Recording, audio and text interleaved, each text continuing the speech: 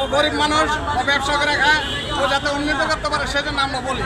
আচ্ছা। কারণ ও যেন ভালো মতো চলতে পারে, আচ্ছা। সেজন্য সবাই সহযোগিতা করতে হবে। কেন ওর খাবারটা অনেক ভালো, অনেক ভালো। আলহামদুলিল্লাহ, আলহামদুলিল্লাহ। মানে আপনি তো আসলে কেমন আসলে যে 100 টাকার ভিতরে যে কি হবে আসলে মানে তরকারিটা আর একটু হয়তো মনে হলে ভালো হইতো, কিন্তু আসলে জনগণের জন্য রাখা হচ্ছে না, পাচ্ছে না। তো আপনার কাছে কি মনে হয় যে যারা সাধারণ মানুষ যারা আছে 100 টাকা লাঞ্চ করতে পারে তাদের কি করবেন? ভালো মানে হ্যাঁ মন মতো হচ্ছে আর কি।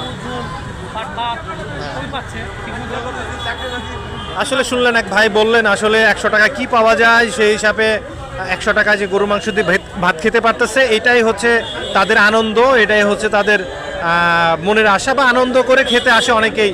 দর্শক আমি দেখানোর চেষ্টা করতেছি।